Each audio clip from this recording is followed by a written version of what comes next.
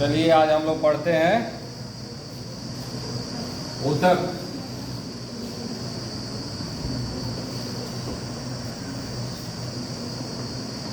Tissue, कुछ सामान्य जानकारी टिश्यू से संबंधित।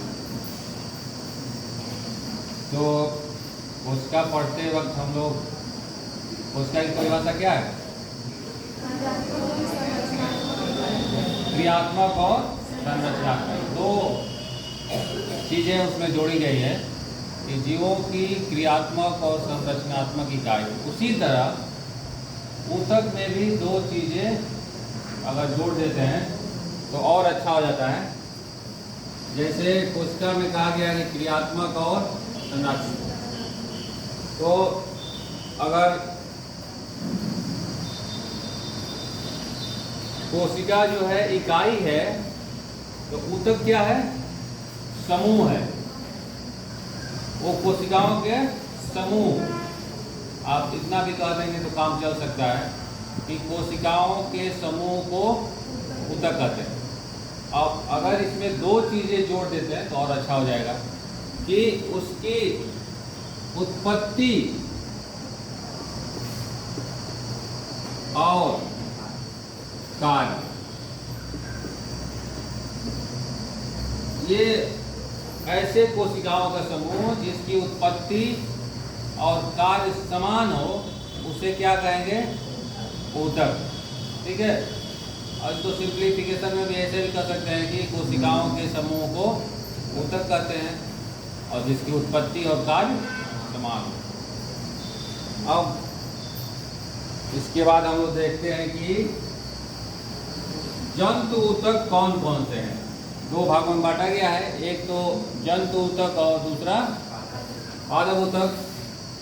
तो जंतु ऊतक में क्या क्या आते हैं? पहला है जंतु ऊतक में एपिथेलियल। आप सुने?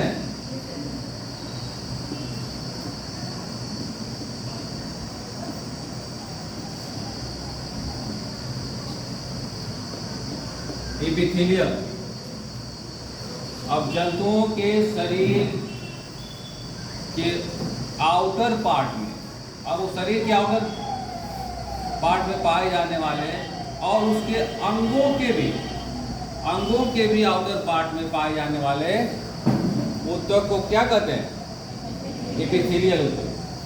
जैसे स्किन तो आप जानते ही हैं, स्किन आउटर पार्ट है, ये भी एक ऊतक है। एक्चुअली स्किन एक ऑर्गन है, बहुत सारे वर्क भी करता है, ऊतकों का समूह है, लेकिन आउटर पार्ट में पाया जाता है तो कभी कभी इसको अभी एपिथेलियल ऊतक से बना है इसलिए इसको अंग बोलते हैं। सबसे बड़ा अंग कोई है तो वो स्किन ही है। दूसरी बात, अब इंटरनल ऑर्गन जितने भी है, सपोज दैट इंटेस्टाइन, उसका भी आउटर पार्ट ये एपिथेलियल बनाते हैं। हमारे हार्ट, लंग्स, किडनी, ये सब जितने भी इंटरनल ऑर्गन है, ब्रेन का इंटरनल पार्ट उसका भी आउटर होगा ना, तो उसके भी आउटर पार्ट को एपिथेलियल टिश्यू निर्माण करते हैं। तो सभी जंतुओं के और उनके अंगों के आउटर पार्ट में पाए जाने वाले टिश्यू को क्या कहते हैं, या ऊतक को कहते हैं एपिथेलियल टिश्यू। ठीक है। इसके बाद है कनेक्टिव।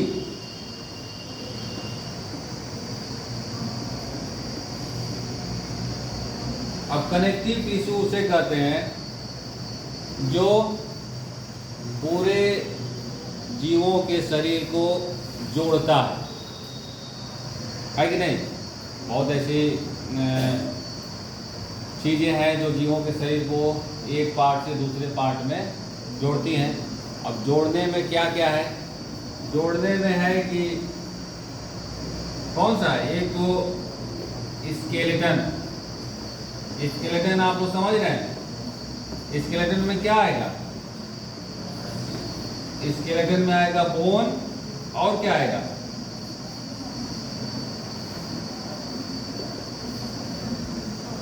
बोन और कार्टिलेज। बोन एक्चुअली एकदम सॉलिड पार्ट है और कार्टिलेज जो होता है वो क्या होता है? थोड़ा सा लचीला होता है, प्लास्टिक जैसा।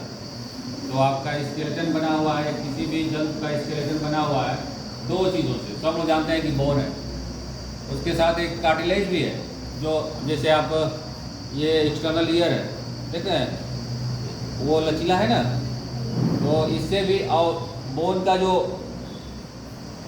एंडिंग है, बोन का लास्ट पार्ट, उसमें यही लचीला पदार्थ लगा रहता है, जिसकी वजह से वो थोड़ा सा सॉफ्ट होता है और हमको मूवमेंट करने में सहायता होती है। तो स्केलेटन बना होता है बोन और कार्टिलेज।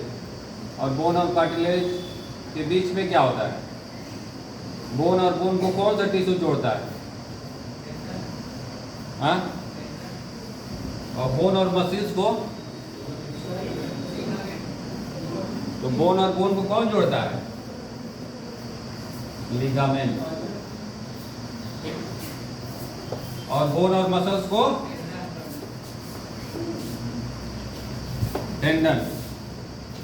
बोन और मसल्स को कौन जोड़ता है? तो ये भी टिश्यू है। ये सब मिल के ऐसे टिश्यू बनाते हैं जो एक दूसरे से कनेक्ट रहते हैं।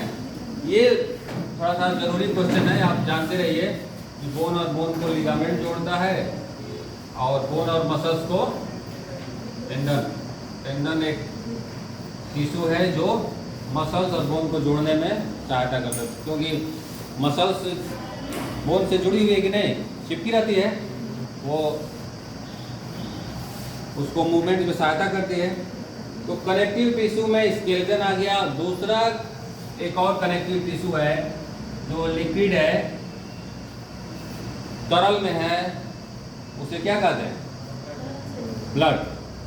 ब्लड भी एक कनेक्टिव टिश्यू है। ये तो सॉलिड है और ये क्या हो गया? ब्लड। ब्लड पूरे बॉडी को एक जगह से दूसरे जगह में और ट्रांसपोर्ट करने में, कोई चीज़ ट्रांसपोर्ट करना है, फूड को ट्रांसपोर्ट करना है, गैस को ट्रांसपोर्ट करना है, तो किसके माध्यम से ट्रांसपोर्ट होता है?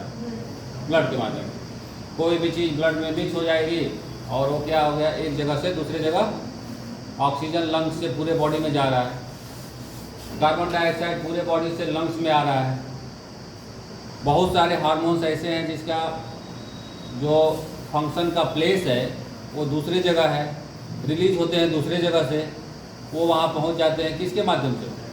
ब्लड के माध्यम से। इंसुलिन रिलीज होता है पैंक्रियाज से, पूरे बॉडी में काम करता है, तो ब्लड के माध्यम से सारे बॉडी में चला जाता है। तो ब्लड एक बहुत ही इम्पोर्टेंट और एक तरह से जटिल कनेक्टिव टिश्यू। जटिल इसलिए कहते हैं कि बहुत सारे पदार्थों का ये ट्रांसपोर्ट करता है बहुत ईजली, और हर जगह जंतुओं के शरीर के एवरी पार्ट में है ब्लड। अगर ब्लड ना रहे तो वो सेल क्या हो जाएगी? डेड हो जाएगी। और डेड होने में कितना टाइम लगेगा? अगर आप खुद सोच सकते हैं कि ऑक्सीजन ना मिले तो कितना टाइम लगेगा? बहुत कम टाइम लगेगा। तो ये दो हो गया कनेक्टिव टिश्यू। और तीसरा है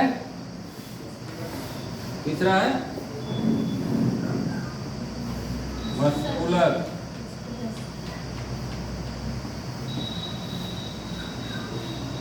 मसल्स। तो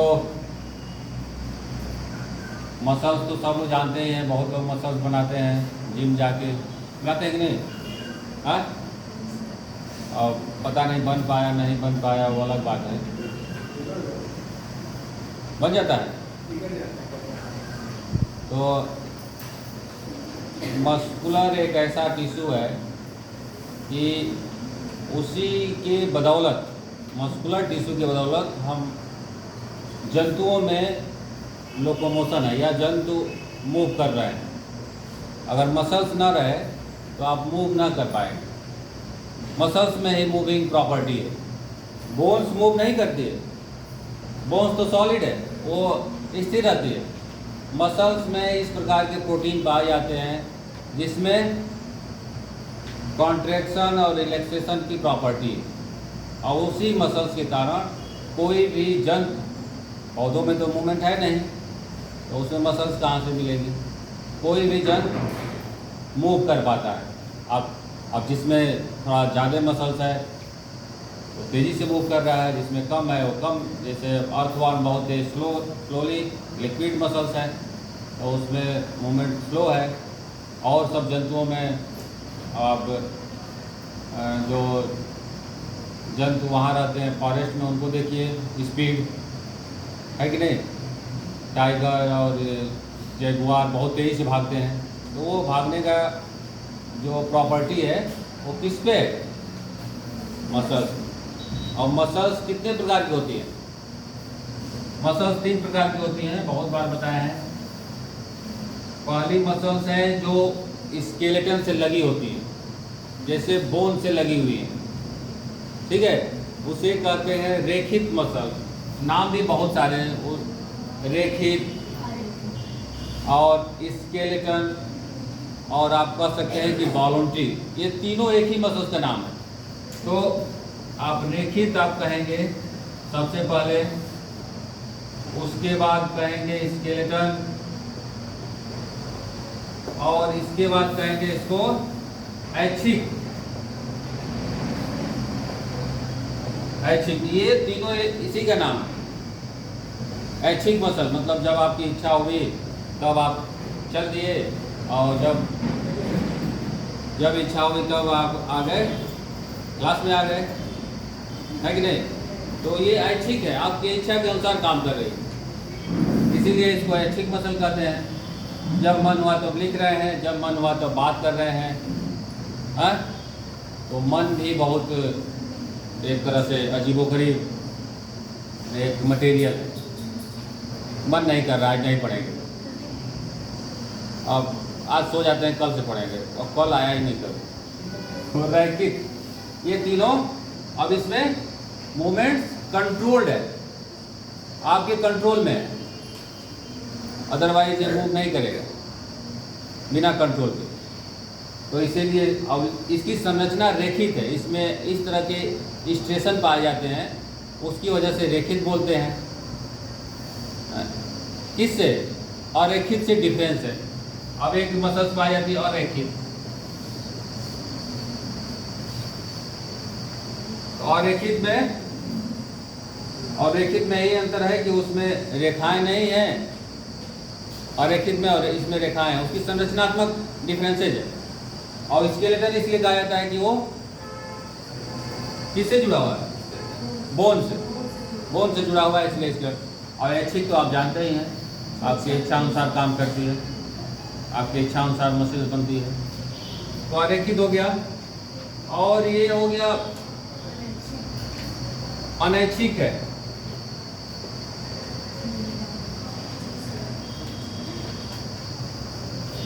अब स्केलेटन से नहीं लगी होती है, जितने भी आंतरिक अंग हैं आपके उससे कनेक्टेड है। जैसे वो इंटेस्टाइन से, इंटेस्टाइन में भी मूवमेंट है कि नहीं, आपके इंटेस्टाइन में एक मूवमेंट है, और उसी मूवमेंट के क्रम में ही फूड एक जगह से दूसरी जगह वो चला जाता है, पेरिस्टेल्सिस मूवमेंट।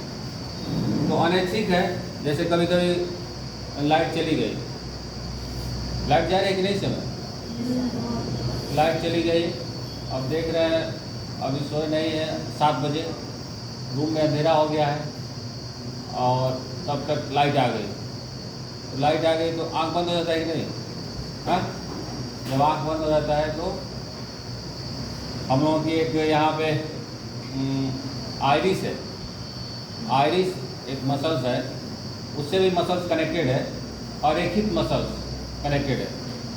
अब वो कंट्रोल करती है आइरिस की कितना लाइट अंदर जाए, ठीक है, वो ऑटोमेटिक है, उस पर आपका कंट्रोल नहीं है, ब्रेन का कंट्रोल नहीं है। तो अगर लाइट ज़्यादा है तो वो थोड़ा सा आगे बढ़ जाती है, मतलब जो अंदर जाने वाला होल है लाइट को, उसको कम कर देती है। जितना लाइट की ज़रूरत हो उतना ही अंदर जाए।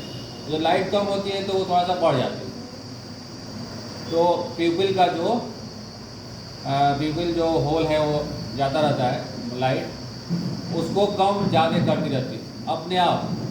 तो लाइट ऐसे रूम में जहाँ अंधेरा हो लाइट तुरंत आती है तो अपने आप आँख बंद होती है, क्योंकि ज़्यादा लाइट अगर आँख में चला जाए तो रेटिना डैमेज होने के चांसेस, इसलिए वो आँख अपने आप बंद हो जाती है।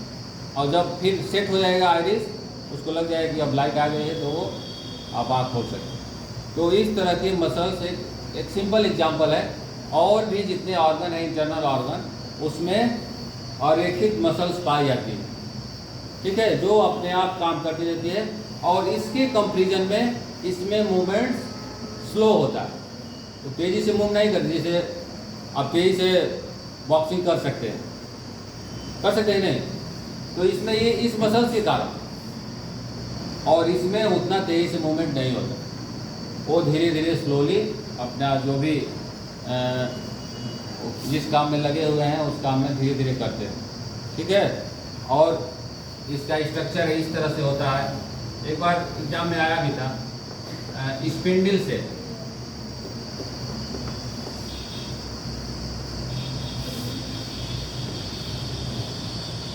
इसे क्या कहते हैं, स्पिंडल शेप को हिंदी में क्या कहेंगे? हाँ, अच्छा, किसी जो मछली है, मछली या बर्ड के शेप को क्या कहते हैं? धारा रेखित। तो यही शेप है इसमें भी, ये भी उसे ही ना है। तो जो अरेखित है इसका शेप धारा रेखित है, और रेखित का इस तरह है रॉड शेप। इसमें ऐसे ऐसे स्टेशंस बने हुए हैं, इसमें नहीं बने हुए। आप पहले से जानते ही हैं कि इस मसल्स में ये एक सेल में मल्टी न्यूक्लिएटेड है। पहले बताया ना कौन कौन से सेल में एक से ज़्यादा न्यूक्लियस पाए जाते हैं। तो इसी मसल्स में एक मसल्स फाइबर में एक से ज़्यादा न्यूक्लियस है, और इस तरह से स्टेशन पाए जाते हैं, इसमें नहीं पाए जाते, ऐसे होते हैं। ये थोड़ा सा डिफरेंसेज है रेखित और अरेखित में। और तीसरा कौन है? तीसरा है हृदय, कार्डियक।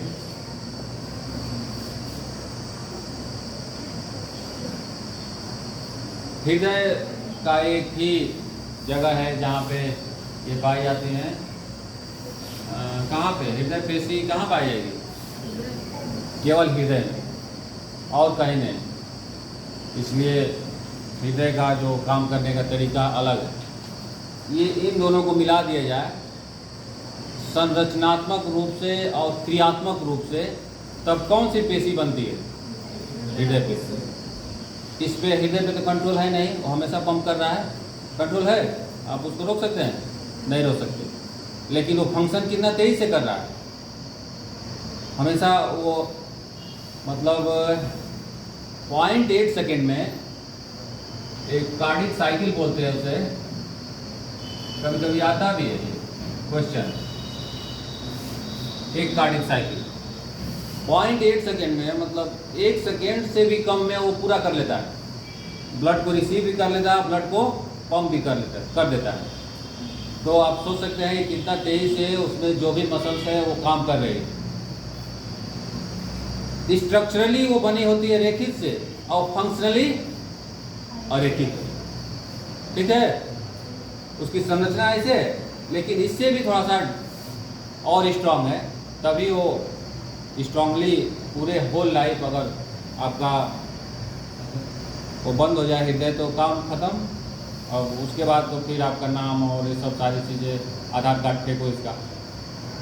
तो इतना स्ट्रांग है कि पूरे लाइफ लॉन्ग वो ब्लड को पंप कर रही है। तो इसीलिए कि इससे भी थोड़ा सा स्ट्रांग रूप में वो बनी होती है।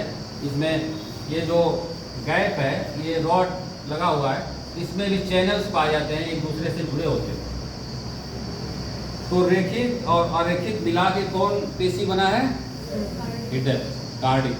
और तीनों का जो प्लेस है, जगह है, लोकेशन है, वो अलग अलग। आप ये स्केलेटन से हैं, ये इंटरनल ऑर्गन में पाई जाती हैं और ये हृदय में पाई जाती है। बस इतना ही। अब एक और टिश्यू है जिसका नाम है जंतु टिश्यू में, इसका नाम क्या है? नर्वस। बहुत लोग नर्वस हो गए। तंत्रिका, तंत्रिका ऊतक, हिंदी में थोड़ा सा इसको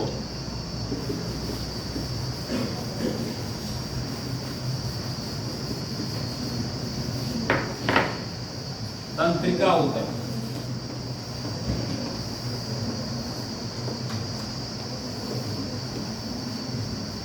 ठीक है, यही चार है। तंत्रिका ऊतक के बारे में थोड़ा सा जान लेते हैं। ये ऐसा ग्रुप ऑफ सेल जो मैसेज को ट्रांसफ़र भी करता है और मैसेज को इंटीग्रेट भी करता है, मतलब उसको उसमें समन्वय भी बनाता है, कोऑर्डिनेशन भी करता है। और इसी चीज़ के लिए वो जाना जाता है in the form of message. किस फॉर्म में आपके बॉडी में ट्रांसफ़र हो रहा है? किस, अगर मान लो यहाँ पे टच किए तो वो आपको महसूस हुआ, मैसेज गया कहीं पे, फिर वहाँ से आया। अगर आप बहुत धूप है तो अरे बहुत धूप है, इसमें असेंबली में नहीं चला जाएगा, इधर बाहर खड़े हो, तो ये मैसेज कहीं से आया ना? आया कि नहीं आया? तो ये सब चीज़ें जो टिश्यू कर रहा है, उस टिश्यू को क्या कहते हैं? तंत्रिका ऊतक। अब आप जो भी कहिए कि अगर वो तंत्रिका ऊतक सिंगल है तो मैसेज को ट्रांसफ़र कर रहा है, अगर वो एक दूसरे से जुड़ गया है तो उस मैसेज को कोऑर्डिनेट भी कर रहा है और क्या बेस्ट डिसीजन होगा उस पर डिसीजन भी ले रहा है। तो इसकी थोड़ा सा ये स्पेशलिटी है, विशेषता है कि ये ऐसे बना हुआ है कि आपको सोचने के लिए काबिल बनाता है। ठीक है, तंत्रिका ऊतक दो प्रकार के होते हैं। एक तो है सेंट्रल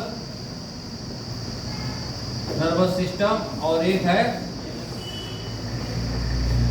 पेरीफेरी, जो आपके हर ऑर्गन में कनेक्टेड है। अगर किसी ऑर्गन से कनेक्शन लूज हो गया तो नहीं कहते हैं कि इसका कुछ कनेक्शन फ्यूज हो गया, कहते हैं कि नहीं, कुछ इस तरह से हो गया, कनेक्शन फ्यूज हो गया। तो कनेक्शन कहीं फ्यूज हो गया तो ऑर्गन से उसका कनेक्शन लूज हो जाता है, वो आउट ऑफ कंट्रोल हो जाएगा, तो हमेशा वो चलता रहता है। तो पीएनएस और सीएनएस, सेंट्रल नर्वस सिस्टम, और पेरीफेरी, पेरीफेरी मतलब चारों ओर, पेरीफेरी जो फैला हुआ आपके बॉडी में या किसी भी जंतु के बॉडी में चारों तरफ वो फैला हुआ है। अब सीएनएस में दो चीज़ें आती हैं, ब्रेन और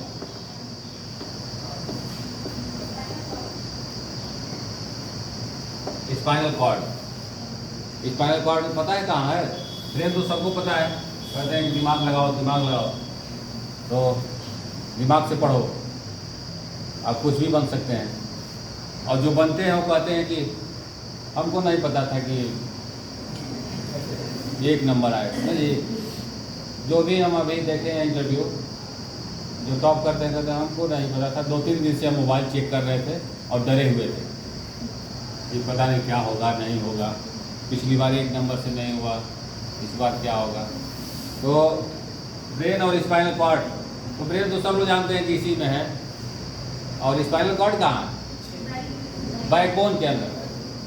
तो बैकबोन के अंदर एक्चुअली ब्रेन का अगर स्ट्रक्चर देखें तो ऐसे ही है, इस तरह, ये बैकबोन से कनेक्टेड है। और ये कॉर्ड मतलब एक स्ट्रिंग, जैसे आप वायर है ना, वायर, वैसे ही बैकबोन में गया हुआ है, और सारे मैसेजेज और न्यूरॉन्स की सारे इंफॉर्मेशन इसी से होके जाती है, ऐसे ही ब्रेन में जाती है। अगर आपका बैकबोन का भी कोई पार्ट डैमेज हो गया तो तो समझ लीजिए कि फिर बहुत बड़ी प्रॉब्लम है। वो उसको आसान मत समझिए, वो केवल बोन नहीं है, उसके अंदर एक आधा ब्रेन छुपा हुआ है, और जो आपके और सब ऑर्गन हैं उसको कंट्रोल करने में सहायता करता है। तो ये सीएनएस में ब्रेन और स्पाइनल कॉर्ड है, और पीएनएस में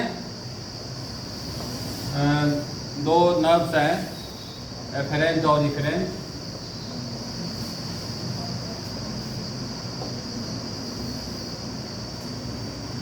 आप ऐसे भी कह सकते हैं कि जो ऐसी नर्व्स जो ब्रेन से निकलती है और ऐसी नर्व्स जो स्पाइनल कॉर्ड से निकलती है। तो स्पाइनल नर्व्स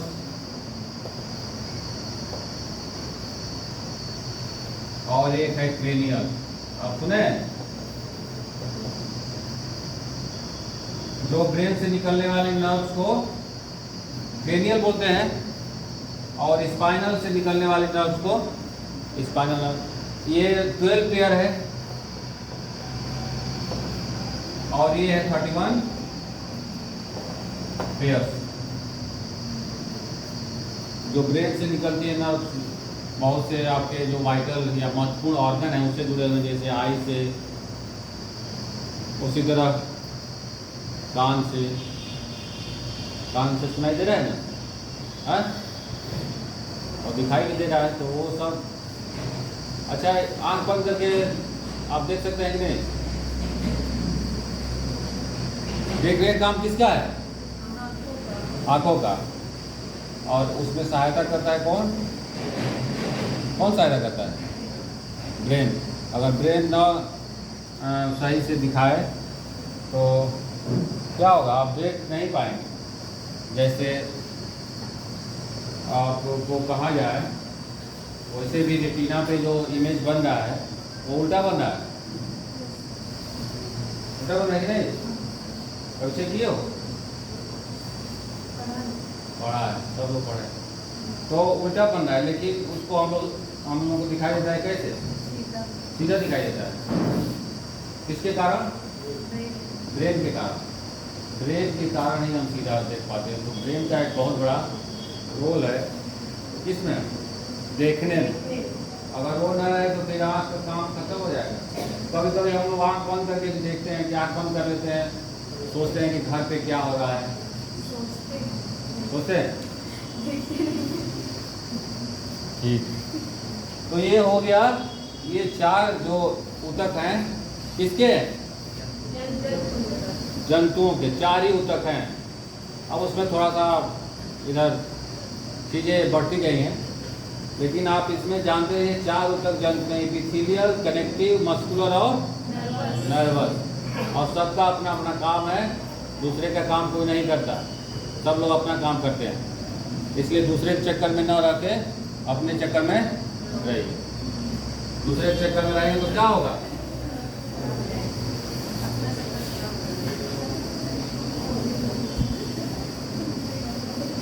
अब बचा हुआ है ये पादप। पादप में 2 ही है। पादप में कौन कौन है? हाँ, एक मेरिस्मेटिक है, दूसरा कौन है?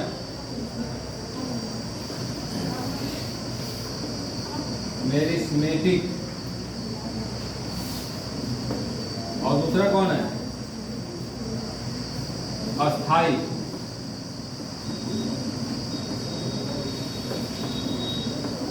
पादप में 2 ही ऊतक पाए जाते हैं, मेरिस्मेटिक और अस्थाई। आप ऐसे समझ सकते हैं कि पौधों में 2 ही तरह के ऊतक, या तो बढ़ने वाले या फिर एकदम चुपचाप रहने वाले। तो चुपचाप रहते हैं, कोई मतलब नहीं, नो टेंशन, और कोई ज़्यादा सेमेस्टर की परीक्षा के बारे में टेंशन नहीं लेना है। यूनिट टेस्ट आ गया उसके बारे में सोचना है। तो लेकिन जो परमानेंट अस्थाई है उनको कोई टेंशन नहीं। जो मेरिस्मेटिक है हमेशा डिवाइड करते रहते हैं, और लोकेशन के आधार पे ये अलग अलग जगहों पर पाए जाते हैं। सबसे इसका जो महत्वपूर्ण प्लेस है कहाँ पे, टिप पे, पौधों का जो टिप है वहाँ पाए जाते हैं। कुछ घेरा में भी पाए जाते हैं, जिसकी वजह से वो मोटाई पौधों का बढ़ता है, लेकिन जितना ऊंचाई बढ़ता है उतना मोटाई बढ़ता है नहीं बढ़ता है, तो उसमें भी थोड़ा सा पाए जाते हैं। और कुछ एक इधर जो कलियाँ होती हैं नोड्स पे होता है ना, उसमें से बढ़ते हैं तो वहाँ पाए जाते हैं। 3 जगह है मेरिस्टेमेटिक टिश्यू पाए जाने का, एक टिप, इंटरकैलरी और एक और है याद नहीं आ रहा। और अस्थायी उदक भी 2 प्रकार के होते हैं, सिंपल और साधारण और जटिल। साधारण में पैरेन्काइमा, स्क्लेरेन्काइमा और एक और है कोलेन्काइमा। कौन पता है? ठीक, बहुत अच्छे। तो साधारण में 3 है, पैरेन्काइमा, कोलेन्काइमा और स्क्लेरेन्काइमा। और जटिल में वही, जटिल तो आप लोग जानते ही हैं। जटिल कौन है? इसका नाम बहुत फेमस है और वो जटिल होगा वही फेमस होगा। साधारण को कौन पूछता है? तो जटिल में कौन है? जाइलम और फ्लोएम, ये दोनों को सब लोग जानते हैं, थोड़ा सा जटिल है। डिफरेंट ग्रुप ऑफ सेल्स, मतलब अलग अलग सेल मिली हुई हैं और वो एक टिश्यू बनाती हैं। तो ये हो गया पौधों का ऊतक, ठीक है। तो आज हम लोग ऊतक खत्म कर दिए, जंतुओं और पौधों का दोनों का।